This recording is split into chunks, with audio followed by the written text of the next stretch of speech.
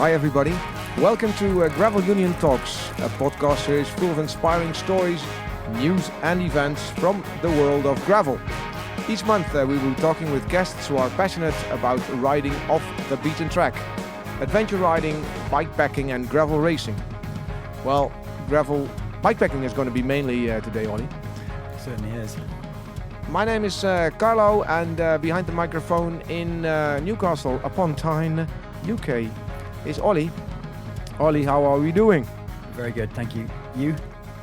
We're looking forward to the new year. Looking forward to the new year. Full of plans.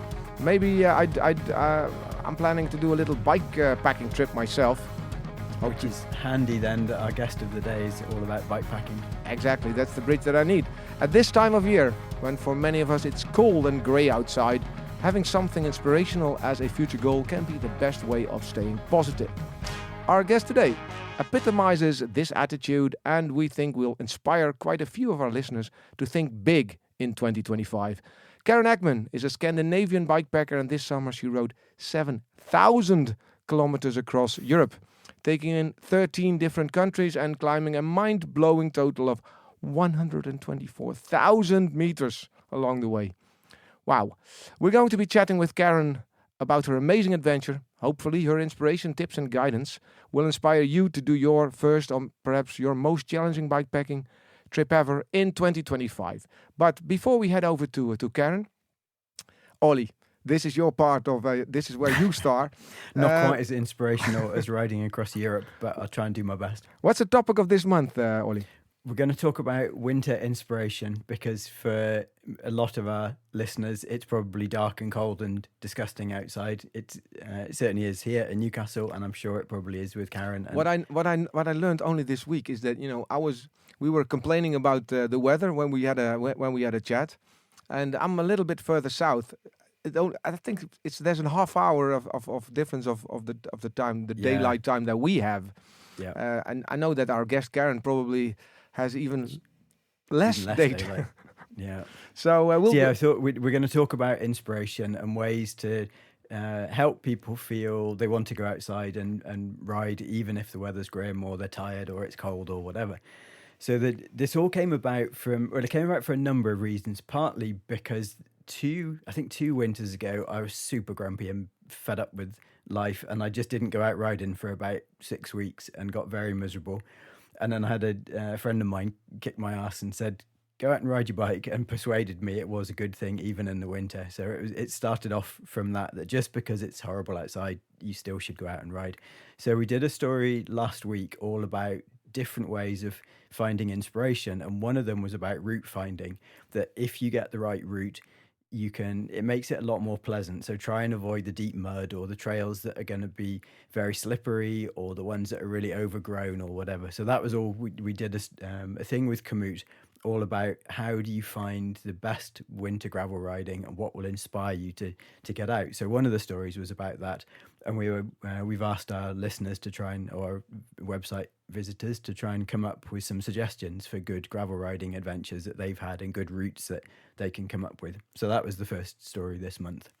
So a gravel inspiration, the links will be in our show notes. Exactly it. For inspiration, it's all about tips and tricks to go out there. Just do it. The second one is more sunny.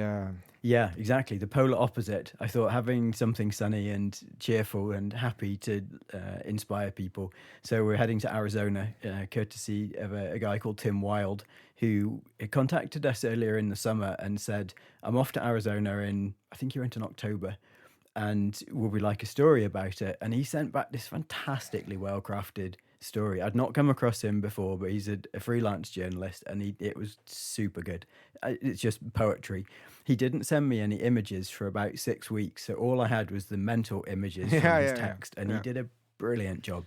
And then the images also are super good, but just the words were good enough to give you the feel of what Arizona was all about. Because really good desert riding story. In the Tucson area, right? Because first I read Patagonia, and I thought, okay, Patagonia, but it's Patagonia, Arizona, not Patagonia. Okay. So amazing pictures as well. So pictures at ace. If you feel a little gloomy, go over to the website and Yeah. check out those sunny articles, and you'll be cheered up. Yeah, great. It, bare bones 200 is not. I know that Valerio Stewart, Yeah. I think that's the name of the author. Yep. It was like disaster, but it makes for us, near a campfire. It's okay to read a story like that because it was really really good to read. So Valerio's only been into cycling at all for about 4 years, I think, since COVID, and then went from a totally non-cyclist to now he's absolutely hooked on bikepacking and doing ultra endurance rides. And he's done some huge rides through Europe.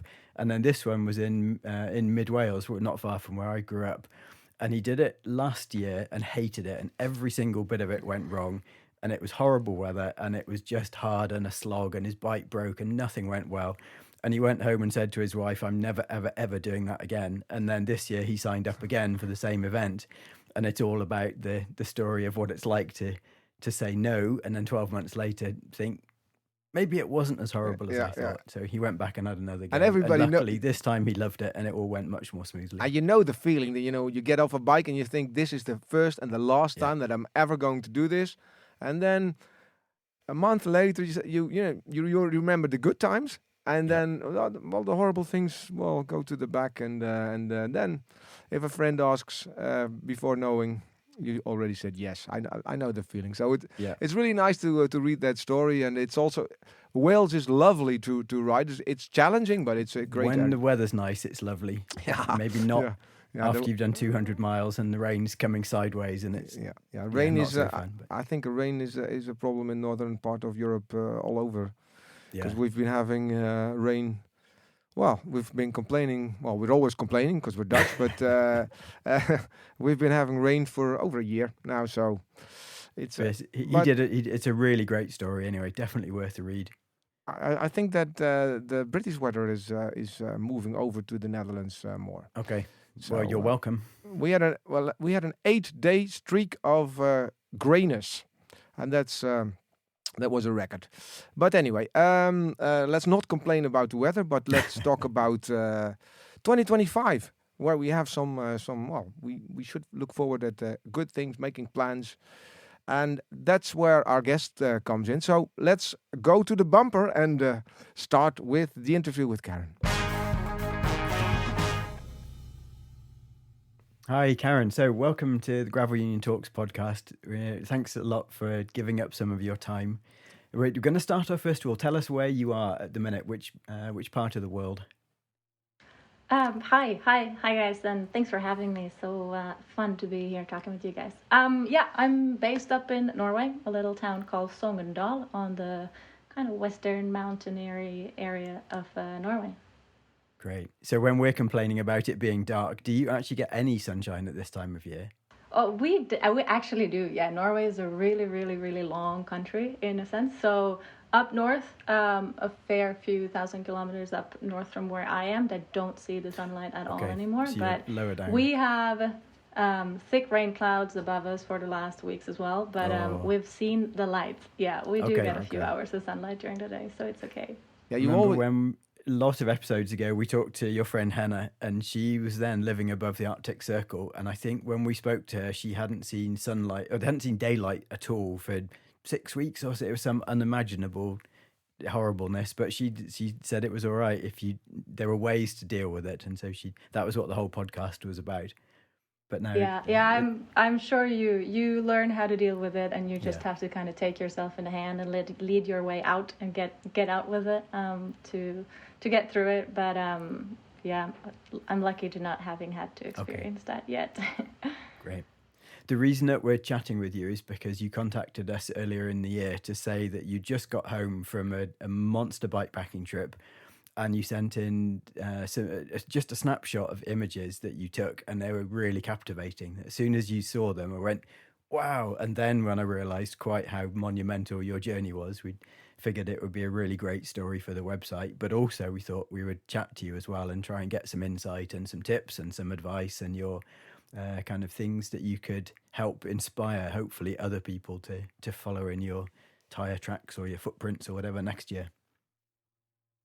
So should we start first of all about we'll go back to the beginning. When did you first get into cycling, or what inspired you to first get into cycling? Well, I was living down in Austria and just kind of got my hands on a road bike. And this was the time when I had, I think, my second knee operation by the time. And yeah, I was in this rehab period and had to bike a lot. So it was a really nice way to get out, experience nature, be in nature, have a long day of activity.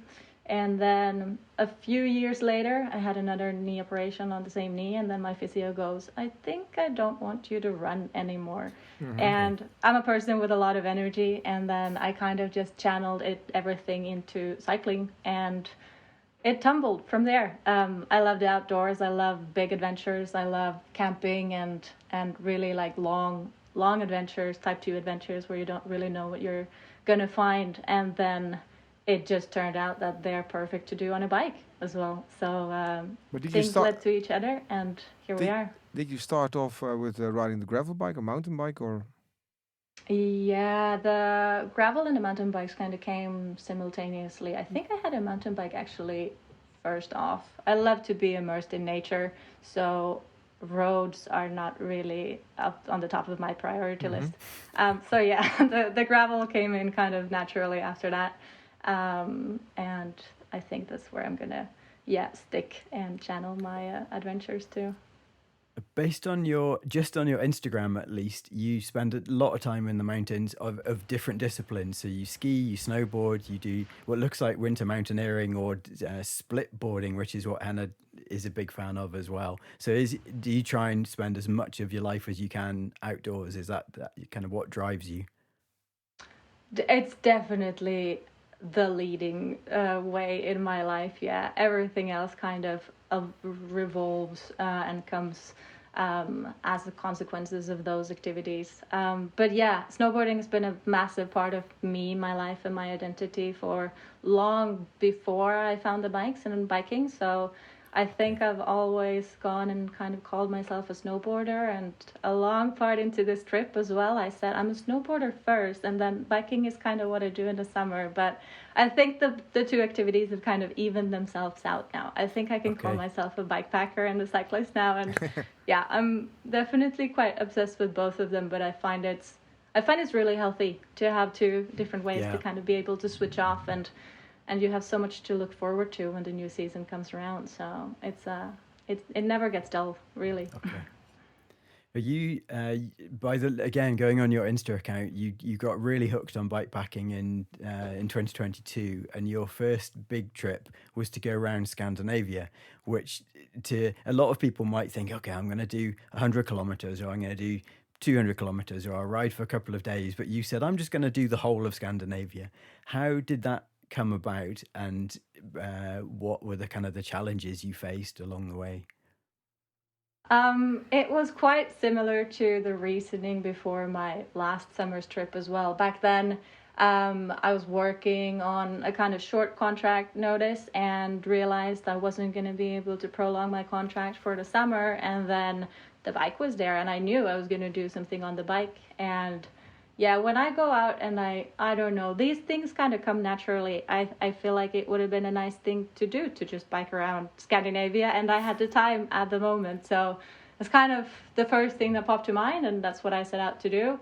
Then, I don't know, unfortunately or fortunately, I was actually offered a contract for the job that I wanted. So they actually gave me a month of paid work, even though I went biking, and then I kind of arrived a month late, and they were, because I said that I'd already planned this expedition kind of thing, and they were like, okay, well, we're sorry. Yeah.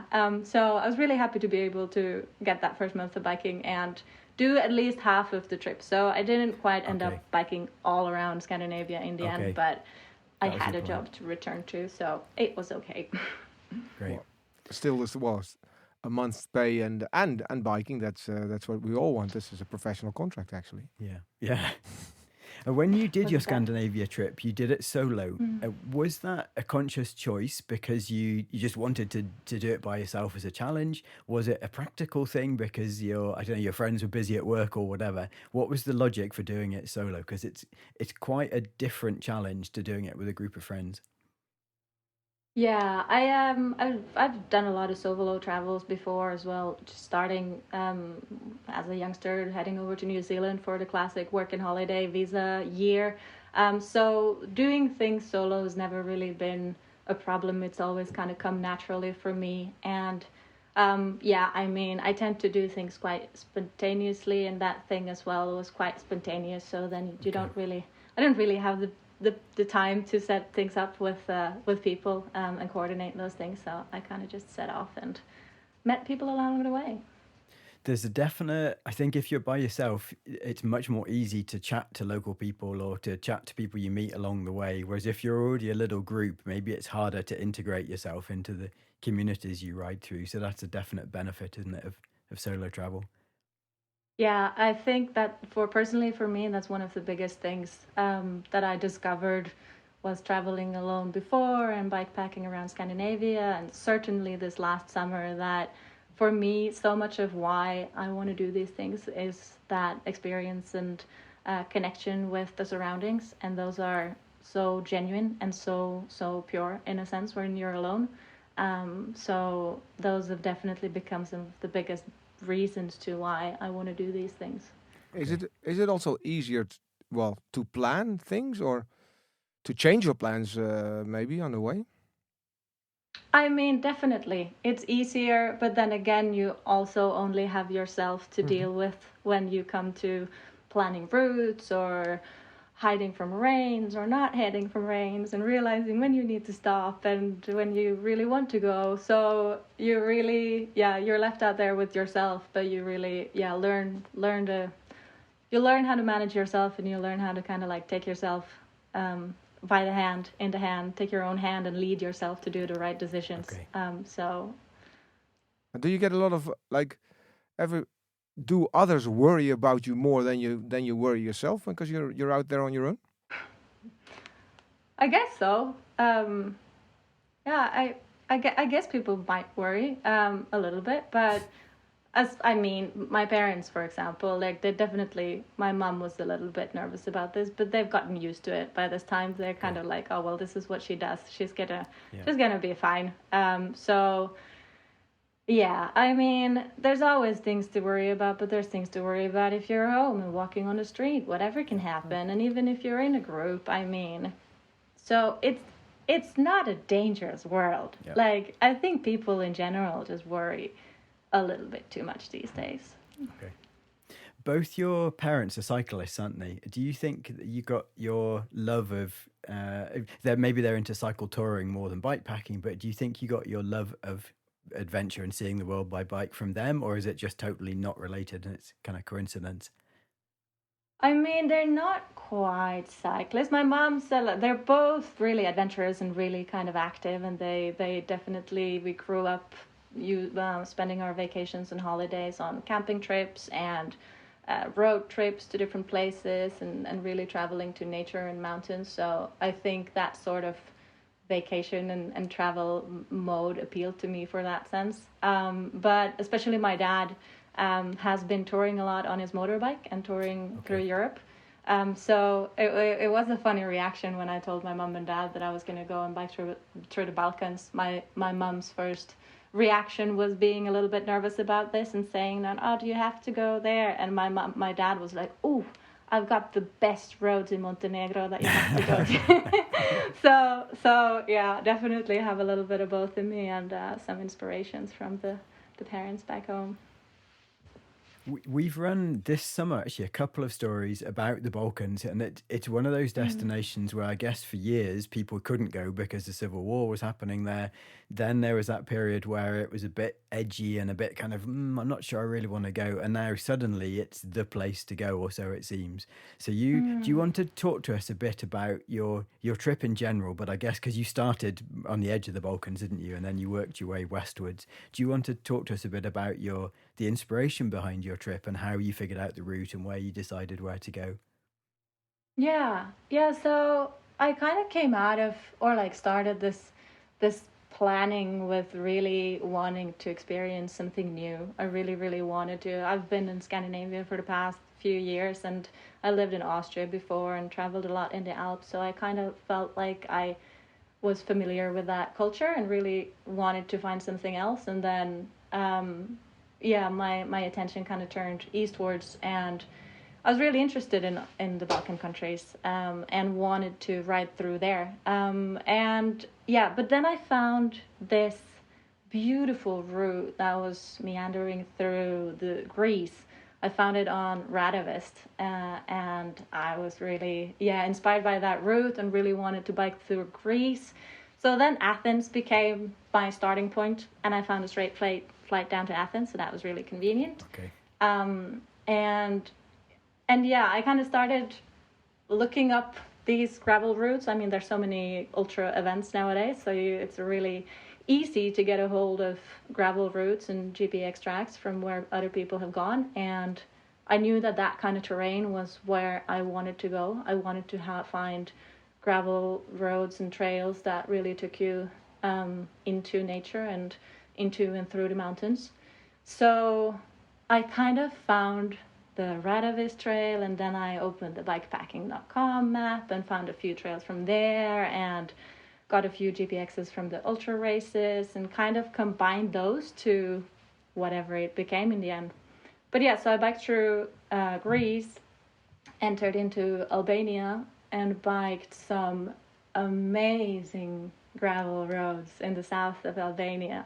Albania was definitely a highlight of the whole trip. And after Albania, crossed into Montenegro, biked some beautiful, beautiful gravel in the south and the mid of Montenegro before I got to the famous Durmitor National Park, which was also really beautiful but really busy. After Montenegro, I popped into Bosnia. Gorgeous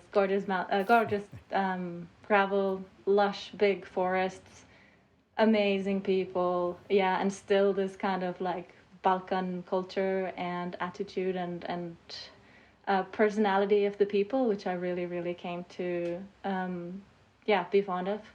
And after Bosnia, biked quite fast through Croatia because I kind of wanted to get forward, and from Croatia into Slovenia and into Italy and the Alps.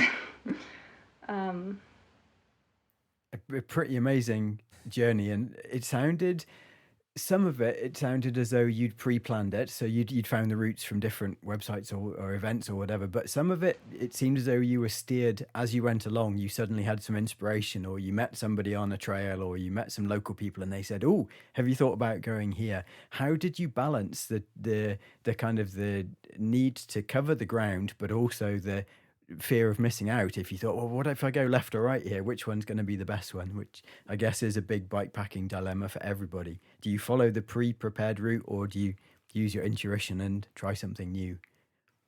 Yeah, it was really listening to that intuition for me. I mean, whenever there was a track that really looked like it was remote enough and like really kind of gravelly enough, I knew it was going to be something that I was quite interested in.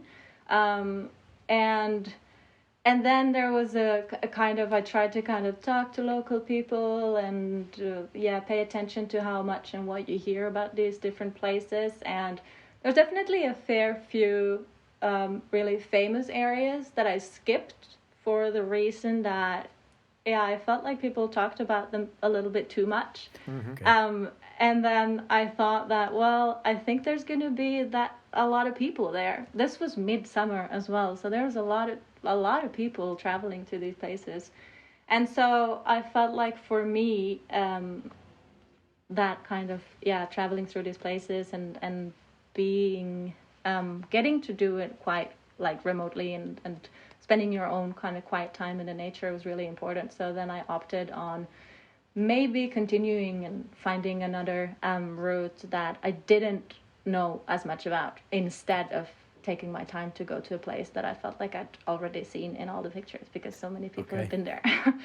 So there was a lot of spontaneous decisions on the go, definitely. I also tended to always kind of plan a country at a time and be like, oh, that's where I'm going to cross, but that's also where my GPX stopped. So, Okay. so many times I came to a border, I crossed the border, and I was like, okay, what am I going to do now? So I can remember sitting it was in Croatia, and just after the border, you have this abandoned airplane that's abandoned from Tito's times, and there's a cafe there, and I probably spent like 4 hours in the cafe just trying to figure out if I was going to do left or right. And this is a classic situation where you're alone and you just have to figure it out by yourself. Yeah. Did the weather impact your route choices? Because you seem to have had everything from baking heat when you set off in Greece, and then as your trip progressed, and I suppose as the season went on, you started to head towards autumn, and then you had some pretty wet weather for a while. Did the weather ever literally steer your route by trying to avoid too hot or too cold or too wet or whatever? I mean, not really route-wise. I knew when I started that I was gonna stick to the mountains, because that kind of nature is definitely what I was going there for and wanting to bike. So it was kind of convenient that I had that as a plan as the heat wave really got started as soon as I got down there and never really left until I got to the Alps. So yeah, most of biking through the Balkans was 35 Celsius plus. But it went fine. I mean, you just adapted to it. You got up really early in the morning and biked into early hours and found a beautiful little water spot for the day and some shadow to chill in, which I think was really good because it made me, stop, read my book and chill a little bit. Because that's also a choice that you have to do for yourself when you're alone. You can't really have anyone else to depend on. And there's beautiful waters in the Balkan. They have the most gorgeous rivers that I've never really heard about and I never really thought about. But they have so many rivers that are just born out of the mountain in Croatia, Serbia, Bosnia, and the clearest, bluest waters and beautiful wild rivers. So it's a good place to go if and when these summers are going to be like this. Get started early and find a good spot by a river and have a chill day, and then you continue on in the evening. And it was definitely manageable. Yeah. We're at, I have this map in my head now. You're in Italy now, but you end up in Porto, Portugal. So take us on the second bit. It's quite a bit of the route. You're in the Alps, and then you head over to France. Yeah, so from Slovenia, in Slovenia, I did the classic West Loop of Slovenia, which was gorgeous and lots of people there as well. But then I popped into Italy and was heading up to Innsbruck because, inconveniently, I had a lot of friends in Innsbruck, so I kind of had to bike all the way up there to meet them before I got to continue southwards again. But yeah, so I biked through the north of Italy. A lot of elevation to cover in that area. Yeah, lots of people kind of when I got kind of past Italy and into Central Europe, when I told them where I had started and where I was going, they assumed that I had taken the ferry from Greece or from Albania to Italy and just biked through Italy. And I was like, no, I went to Innsbruck. And they're like, why would you do that? That's such a much longer way. And I'm like, yeah, I got friends.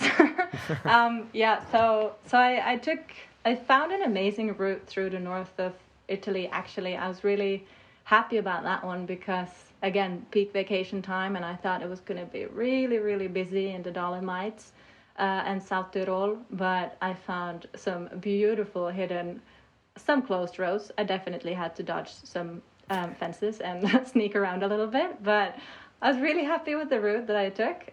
Found some, managed to get through the heart of the Dolomites, see Trecime, and found some beautiful camping spots with amazing panorama views, and all this by still kind of avoiding mass tourism. So that was north of Italy, and then I popped into Innsbruck, Austria. That is where I met up with a friend who actually joined me for a couple of days. And from here, I kind of follow borders all the way out to the south of France. So I don't know how many times I crossed borders after this, but I went from Austria into Switzerland, into Italy, back into Switzerland, back into Italy. And then I started with the crisscrossing of the French-Italian border on the northwest of Italy. And I did the Torino-Nice rally route down towards Nice, not all the way, but quite far down. And then eventually exited the Alps after a fair bit of climbing and a fair bit of, beautiful, gorgeous experiences. This Entered France. This puts my Torino-Nice adventure in perspective, I Olly. was just thinking exactly that. When Torino-Nice was a tiny part of your route, Yeah, it it's puts just it into perspective just how that's- much riding you did. Oh, I just did the Torino-Nice. Yeah, it's so and impressive. everybody else, Yeah. that's enough to kill them. And this is just 10% of your ride or You something. know, I was really, really lucky with my timing though, because I exited the Torino-Nice route, had a gorgeous time, spent maybe a week biking through the south of France, and then I think I'd already made it to the start of the Pyrenees when the actual Torino-Nice rally route or race was going on, and they got snowed on. They got this massive snow dump in the Alps, and they were stuck with their bikes up there, and I felt so sorry for them, but simultaneously I was like, I'm so happy that I did that before. Because it's a gorgeous route, but they were so unlucky with that. Yeah, it's all about thinking But big yeah. for 2025. So you're at the Pyrenees Yeah. now, so that's another challenging bit there. Yeah, but I was really, really curious on the Pyrenees. Like, yeah, before I started even, I was kind of had this thought of either going to the Balkan or going to the north of Spain. So I was really happy to reach the north of Spain eventually. And for the Pyrenees, I hadn't really found any gravel routes before I met these two Catalonian bikers on the Torino-Nice rally route, actually. Which was perfect because I just had to tell them, I just said that I've been looking for a gravel route that's on the south side of the border. I want to stay in Spain, but I want to bike along the Pyrenees and not just cross them once. And they were like, the Transpirenaica mountain bike route. Okay. So then I found that one, which was really funny because it's a route that's exactly as old as I am. It was made in the 92. Which I thought was a bit funny. And then, then I had a gravel mountain bike route to follow, which I started on and followed for most part until I got sick of the mountains. Okay. It was actually as easy as that. I was biking up these mountains every day, and I just found myself being quite content with it, being quite like fulfilled with it,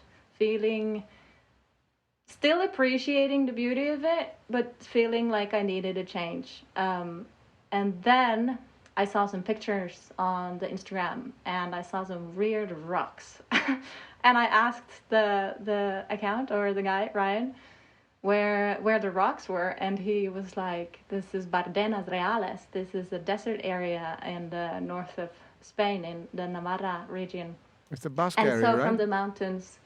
it's just before the Basque Country, Okay. actually, in the region of Navarra. And so, I took a hard left turn south from the Pyrenees and just boosted down to the desert, which was really nice because it was something I've never ever experienced before and definitely fed a curiosity towards the desert and different kind of natural experiences. So I went there and then... continue west. Knew I wanted to bike through Picos de Europa, so kind of went north again, and then south again a little bit, and then eventually biked through Santiago and out to the coast, and found myself by the Atlantic. Yeah. Wow. Yeah, that's quite an adventure. It really is so impressive. If everybody does like a percentage of that, then they're already doing a great start. And what was the most for you? Because you talked about Albania was a highlight, and also the part in Italy. What was for you the best experience? Well, for view or for feeling, whatever. What did you like most of those 7,000 kilometers? I mean, the the generosity in the generosity of the Balkan people was something I've never experienced before. And it comes with its reasons why, and the difference. There's still the differences in cultures that there are. So the generosity of the people, the genuinity, and how curious they were, and how open they were to just open up and share whatever they had, and how easy it was for them. And it really did make me ponder, about why it's not like that when you cross into Central Europe, why it's gone after I exit, Croatia. And why I've never experienced that in Scandinavia. I guess it's different when you're closer to home and you're in your routines and everything, but it's a good thing to experience, and it definitely kind of makes you realize your own way of being, and what you want to strive towards, and what kind of person you want to be. So that definitely left a mark. And yeah, kind of just these long discussions and conversations that I was lucky to have with people in the Balkan, and listen to their stories and listen to their perspectives on things, which was vastly different than the westernized worlds. So those two things for sure were like the biggest takeaways, and the experiences that did actually left the biggest marks or changes in me from the whole trip. And how much time did it take you to do the? You started in June, and you ended in. I started in the middle of June, and I finished on the last day of September. So I think 3 months and 3 weeks in total. Yeah. Wow. Which is incredible considering the distance that you rode and the amount of elevation that you climbed. If you did it all on a kind of nice smooth tarmac as well, it would be a lot quicker, but you definitely went the scenic route. Yeah, I mean, I have this thought. I'm in it for the experiences in nature, and the camping, and the being out there on the small roads. And whenever I kind of had to stick to a paved road, I found it felt like just moving from a place to place for me. Okay. So it wasn't really giving me anything, which was even a bigger motivation to just be like, okay, just climb the mountain, Karen. Just go into the wilderness again. So doing that allowed me to kind of, stay curious and stay motivated for it. But also my plan, like, I was never really focused on this massive, goal of biking through Europe. My plan was always just like the next section of gravel that I was heading for, and then I got there, and then I was happy with that, I was present in that, and then I moved to the next one, and then I moved to the next one, and suddenly I was in the Pyrenees, and then suddenly I've just done the thing. But I wasn't ever really focused on doing on crossing a continent, which I think really helped it for me as well. It made it much easier, because it was much more manageable to cut it down into smaller pieces. Mm-hmm. Although this is obviously an audio podcast, so the visuals don't work. When we publish it, we'll put a link to your Instagram, and your Instagram is amazing. You documented your trip really in a really interesting manner, because it's incredibly visual, which is the bit that attracted me. And your photographs are beautiful, so we'll talk about them in a minute. But there's also, you wrote I can't even speak English. You wrote very eloquently about what you did every day, and some of it was really profound and really deep, and a lot of soul searching went on. There's quite a lot of bits where you ask rhetorical questions, or maybe not rhetorical questions. There's one bit that stuck in my brain where you put, "Are you afraid of comfort? And what does success and failure mean to you?" Those are pretty big questions to be posing to yourself when you're in the middle of an enormous journey. Do you think that the cycling helped did it inspire you to think more deeply? Because a lot of Instagram is just about an instant thing and it's gone. It's very fleeting, but yours felt a lot deeper and a lot more profound than that. Yeah, I can't really do it in any other way. For me, I can't really just leave a bunch of pictures and say, hey, this was nice, you know? Um, I mean, that's just how I function. I go through these experiences, I experience these places and adventures in life, and I think a lot and analyze a lot. And so for me, it's always been a natural thing to write it down. If that is my journal, my diary, that I definitely bring on all these trips as well. Lots of stuff goes into there, but I that's I guess my Instagram definitely becomes an extension of that. I guess I really want to document and showcase these experiences because it's fun to share them with other people as well. But with that comes to writing. I really love the documenting them through photography. It kind of keeps me attuned to all the places and really keeps me searching for more details and searching for more things that I can learn. But the writing is an extension of that. Yeah, I need to. I try to find a way to express the bigger experience and not just a snapshot of it. You obviously, and you've done a super good job, but you can tell by the responses to your posts that it really resonates with the people that follow you. Some of the comments are amazing about how they've been inspired and they're motivated and they're really. You've obviously got a very passionate following who are kind of hanging on every word that you wrote. Yeah, well, I also don't have a massive following. No, So but it's most that of quality. my people, yeah, but I like it. I mean, I basically know or kind of know of everyone who follows me, Okay. and I think it's really nice in a way to have it that small and people feel like they can contact me and Yeah. they can get in touch and stuff. So it's yeah, I had a bigger account even before when I was doing more snowboarding and living in a van and all Okay. these things, but deleted that because I really just wanted a break from the social medias Okay. and was fine with that for a while, but then I was still kind of lacking this outlet for creativity, so I Okay. returned. And yeah, I'm just trying not to think about it too much and do whatever feels good for me and put out whatever feels like an actual expression of my experience, and that's just how it goes then. Okay. We're going to talk about your images for a second. A lot of them have got a very filmic quality. And I think your older posts, maybe some of them were shot on an analog camera. When you went on your current trip, it was all done digitally, but you've color graded them and processed them to give them a really beautiful cinematic feel.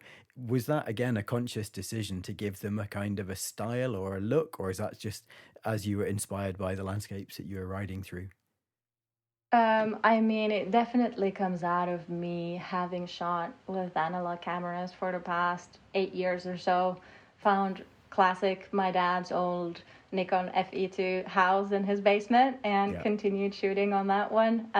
But yeah, I love the process of film or analog photography. It's slow and it's nice and you never know what you're gonna get, but there's always something so much more special with film photos and the grain. Yeah.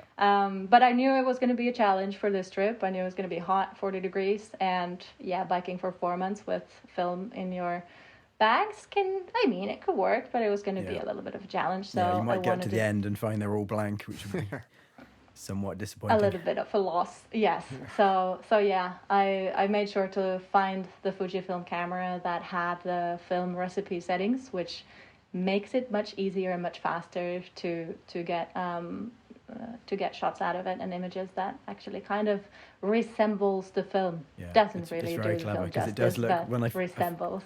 first looked at them and went, "Blimey, she shot film all the way through," and then realised that you hadn't. But they're super I good. wish, yeah.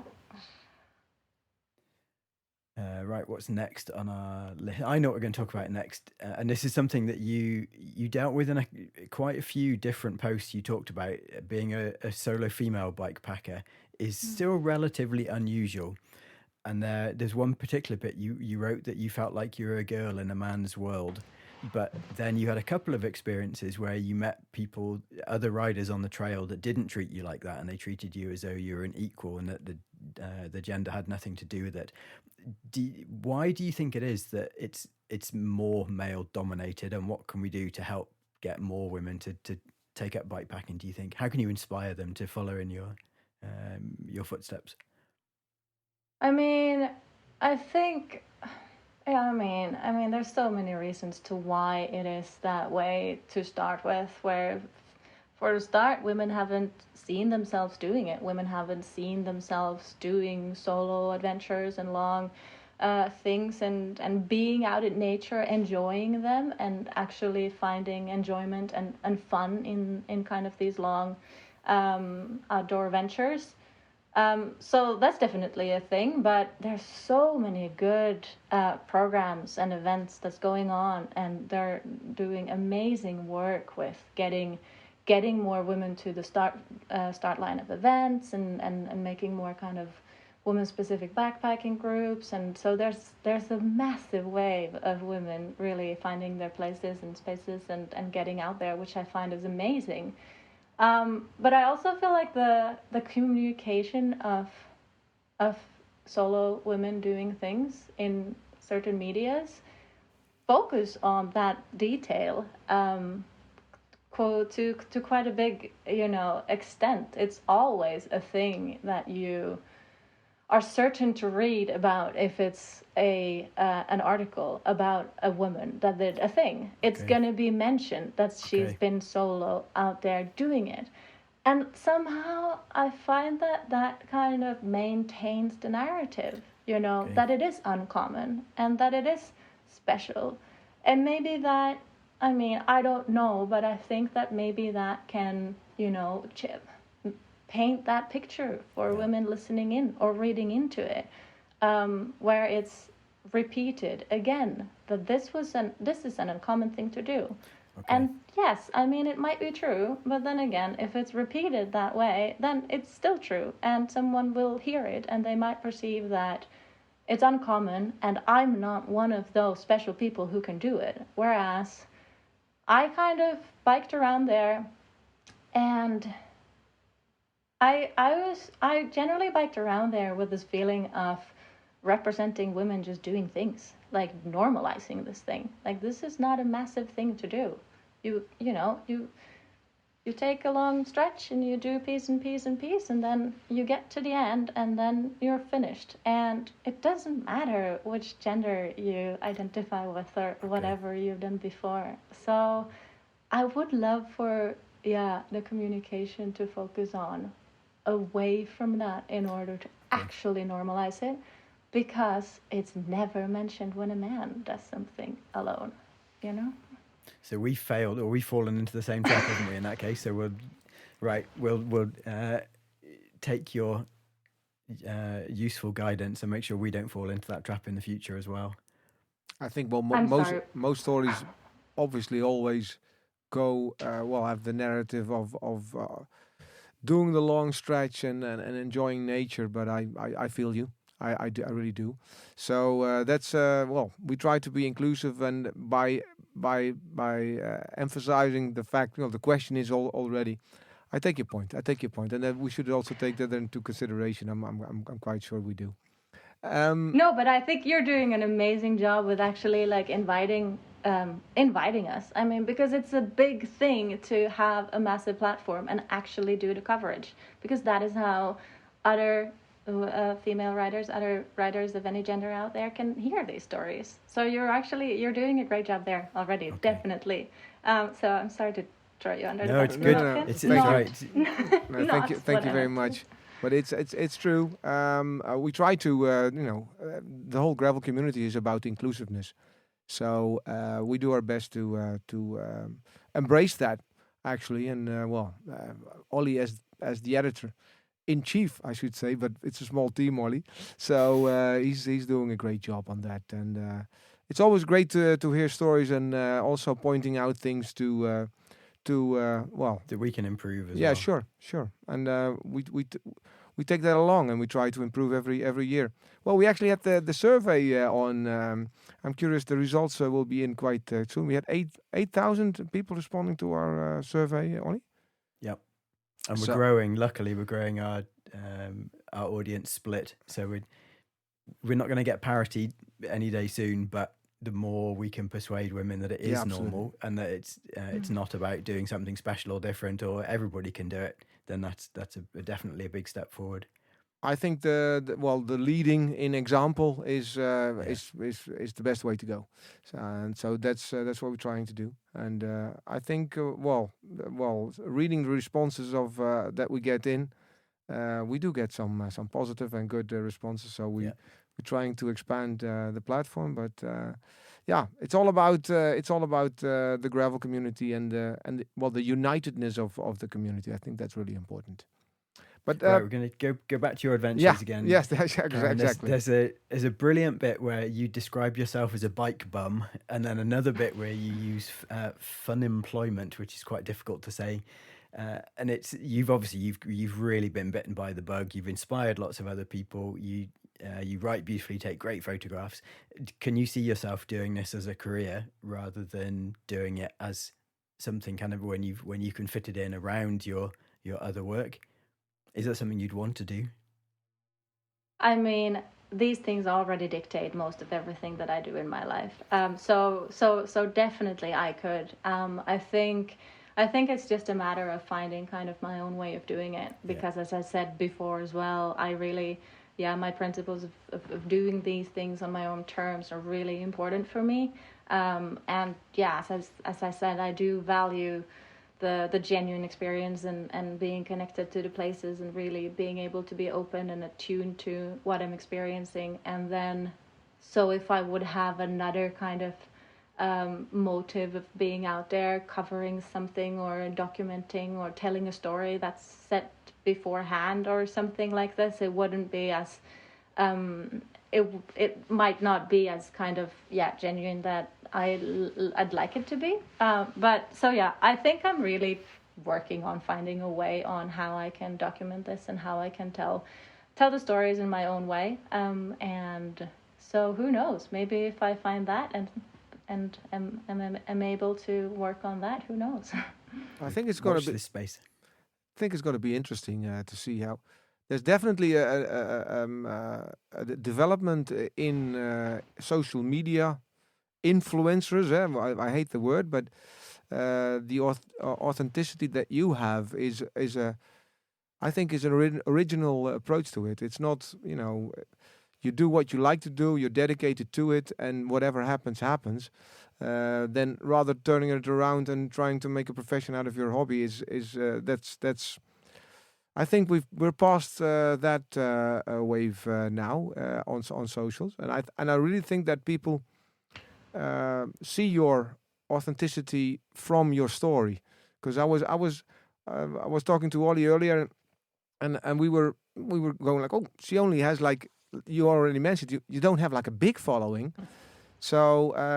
Hearing your story, it adds to that. I mean, I completely understand the way you're approaching it. So that's a that's a big positive remark from my end. We're gonna skip sideways and talk about your bike for a minute or two, because obviously the bike is quite an important star in your adventure, and you have a bike called Candy. So first of all. What made you choose the bike that you ride? Second of all, why is she called Candy? Because there's got to be a story behind it. There's a story. A little bit of a story, a little bit of a background. Well, I knew what kind of terrain I was hoping to ride. I really wanted a bike that could tackle basically anything I put it through. I knew I was going to find myself on mountain bike trails, and I had heard stories about the Balkan gravel, and knew that it was going to be a little bit rougher than the Norwegian paved gravel, basically. But I also knew that I was going to be stuck to car roads and paved roads for long stretches at times, so I wanted something that could really manage really rough gravel, but also go really fast when needed. So I was looking into a fast gravel bike with 50 millimeter clearance and spots for the fork cages, like a good bike packing setup. So those were my biggest kind of things that I was looking for. And then in the end, I had a few bikes that I was comparing, but the Canyon ones came with the best components to start with, and had the best kind of component quality for the price that I had to pay for it. So that's how I ended up with the Canyon Gristle, and it was a really, really good setup for what I took it through. It was really good. Worked on everything and never really wished to be on anything else.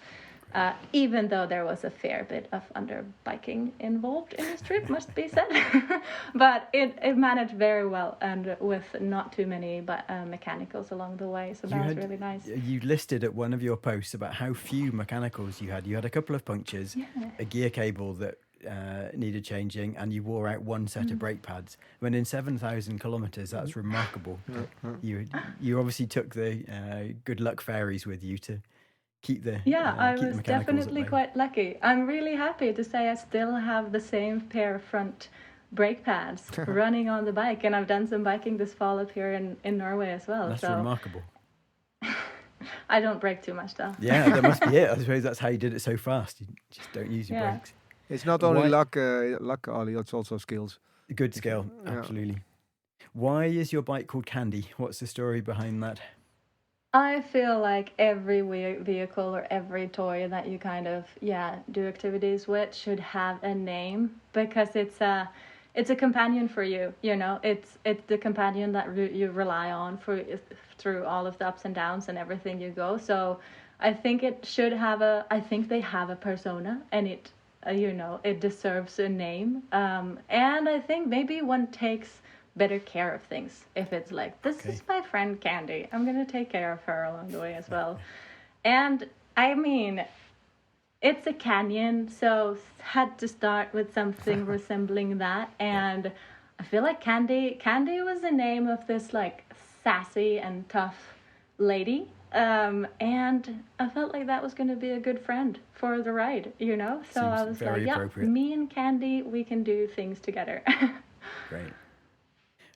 Staying with the kit theme for a minute, you obviously, before you go on these trips, you have to spend a lot of time figuring out what you want to take with you.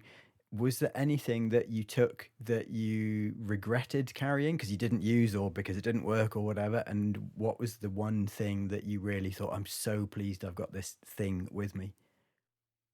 I did have a few things that I realized I wasn't using, and I actually sent home midway.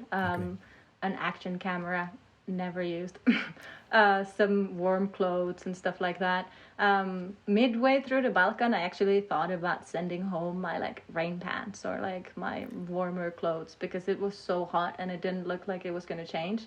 But then I hit the Alps, and as soon as I got into Austria, it started raining, and it dropped down to like plus 10 degrees and rain. So then I was living in my rain clothes for the remaining of the trip, really. So I was really happy to have them as well. But yeah, the most valuable or useful bit of kit, if I think about the whole bike packing setup and not only the tools I had, I must maybe say my merino bike shirts. The t-shirts made of merino worked surprisingly well through a heat wave, considering it's wool, and worked really well obviously when it got cooler. But it was so convenient to have something that doesn't smell, and that I'm not even gonna reveal how few times I had to wash the clothes. But merino for long bike trips is really golden. That's really good. Good top tip. Yeah. What else were we going to ask about? Okay, I think that was it actually. I know, tubeless. The tubeless. I don't think you run, and this is really sad and spotty, but I think you run tubes. Is that right? That's not right, though. Okay, because there's a couple of pictures where you were putting tubes in. So maybe had you had a tubeless puncture and then you were putting a tube in? Okay, makes a lot more sense. I did have a puncture in my tubeless setup actually quite early on one of the longer sections in Greece, actually. and I was really happy. I was feeling like I'm top of the world and I'm this adventure, and then boom, flat tire. So had to fixed it with the dyno plug, got it sorted, and then it just didn't stick. I'm not sure. I mean, my skills on fixing the tubeless are not great, but the plugs would just not stick in. They just flew out, and out came the sealant. So then had to put a tube in, which is okay. I guess it's as long as you've got enough, you can deal with all the situations. If you've got a spare tube with you and you've got some plugs, you can fix most things, can't you? Then so that's good. You can fix most things. Changing the topic quite a lot, you put towards, I suppose, about halfway through your trip, maybe the bit you'd started to realize you'd had enough in the mountains. You also put about it being a bit lonely. What did you have a way of dealing with this, or was it just a temporary thing and it might have been weather driven or tiredness driven or whatever? How did you get over that in the end? Yeah, it was quite interesting in a sense, because biking through Central Europe and biking through the Alps, I did spend a few days biking with some friends, and then I met some people in the Torino-Nice rally route. So and there was so many tourists and so much people around all the time. So I kind of came out of the Alps with this feeling of wanting to kind of isolate myself, and having this thought that I think it's healthy for me to be alone and bike alone for quite a while. So I definitely headed into the Pyrenees with a little bit of an intention to try to stay away from people, which became interesting because, yeah, as you said, I did start feeling quite lonely at some point. But then for me, it was a matter of kind of riding through it, sitting with it, just knowing that it's not dangerous, it's not bad. And matter of fact, I actually think it's going to be quite healthy for me to stick with this and see whatever comes out on the other end, whatever I'm going to learn from it. So I think I just put some trust in that. And yeah, took care of myself, held myself in the hand, and I was like, okay, put some music on and then just pedal through, and then take yourself to the nature and the gravel roads, because you're going to enjoy that anyway, and talk to the animals because they're always there. So talk to Candy as well. Talk to Candy, talk to the dogs, Can imagine the horses. There's a lot of amazing horses in the Pyrenees, and they're all really curious. So they're beautiful souls to connect with. But yeah, so I kind of just stuck with it, trusted it, and it was good. Came out the other side, learned bits and pieces and a few things, and yeah, it was worth it. As well as presumably when you finished a trip as big as this, it's taught you a heck of a lot. Has it helped you has it inspired you to do more of these type of adventures in the future? Yeah, definitely. I mean, there's a certain, there's a certain calmness, there's a certain simplicity that you only get from being out there that long.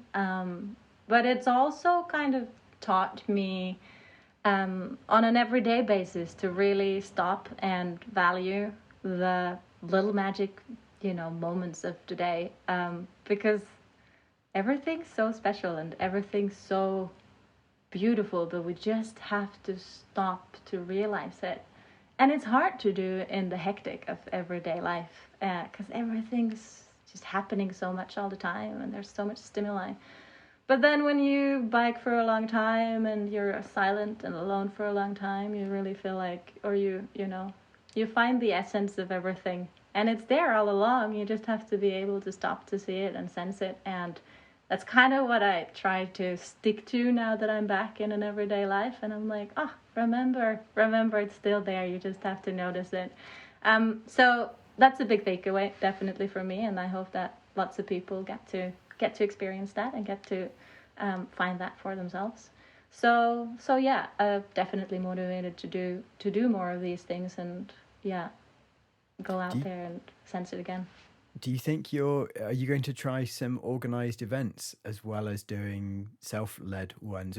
Ultra endurance would be the obvious fit, because the fact that you fitted so many of their routes into your one trip, probably now it'd be quite hard to find one tough enough. But are we likely to see you on the start line at the Hellenic Mountain Race or the Torino-Nice or the Tuscany Trail or whatever?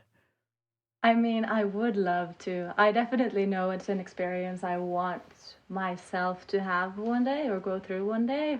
Until now, it's just been a matter of compromising between having a self-led spontaneous trip where I can actually stop and experience and take in all the things that I come across along the way. So it's always kind of been compromising away from that if I'm going to do an event. But I would love to meet the actual community and meet other bike packers out there, because it's a really active kind of social media presence, and everyone knows about these routes, but the routes are quite empty when there's no races around. There's not a lot of people biking these routes, or I didn't come across that many.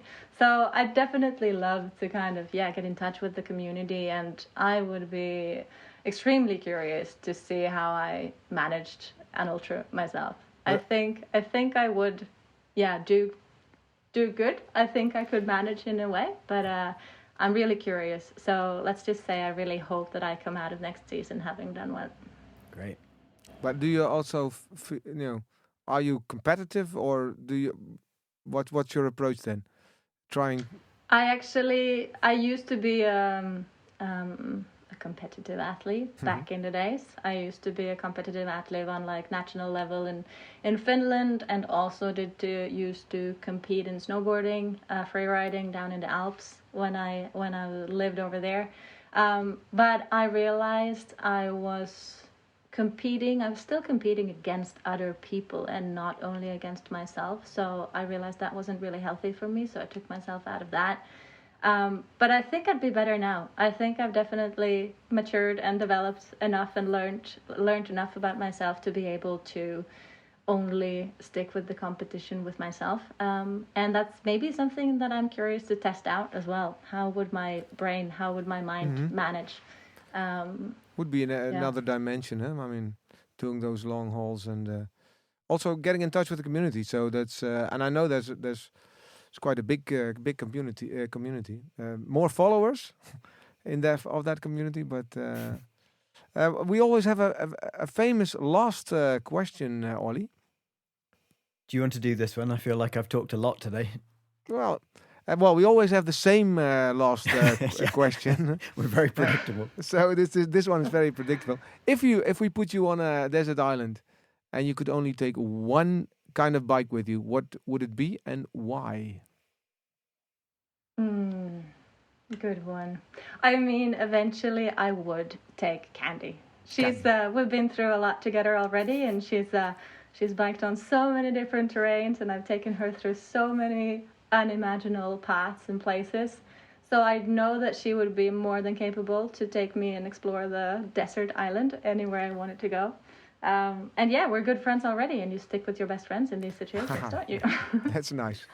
Well, we haven't had anybody yet who's taken a named bike with them. Everybody pretty much has said a gravel bike, but nobody has ever said, I'm going to take Candy and have a specific one, so that's very good. Maybe we should do an article on Gravel Union of the most original names or the stories behind the names. It's going to be a pretty short list, I think. Like one at the minute. It's just Karen. I think there are more people that name their bikes. So we need to ask this as a question. Maybe we've just not asked the right question in the past. I do that. I follow you, saying, okay, if you name your bike, it's a persona. So it will automatically you develop a relationship, and everybody has a relationship with the bike. We all have our the bike that we're most fond of.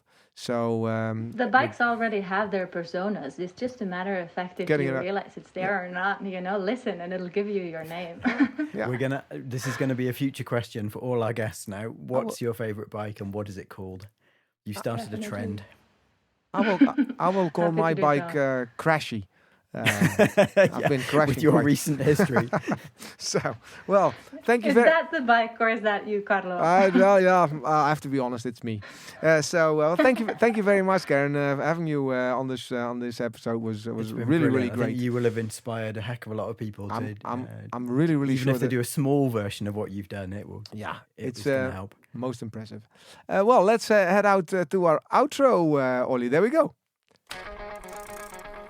Thank you for joining us, Karen. Thank you all for joining in on our episode of Gravel Union Talks. If you have any suggestions for guests or topics you would like us to feature in future shows, then please post a comment on our Facebook page or reach out to Instagram, even better, or send us an email, info@gravelunion.cc, and Olly will get back to you on his reply. And we will do our best to fit it in our future shows. Please like and star us on your favorite podcast platform and make sure to leave your hopefully positive remarks. Don't forget, if you like what you've heard in this episode, there's lots more great stories, features, news pieces and all the latest gravel event information over on the gravelunion.cc website. Special thanks for Martijn and Ruben for the music and the editing. And thank you all for listening in, and hope you can join us again for the next episode of Gravel Union Talks.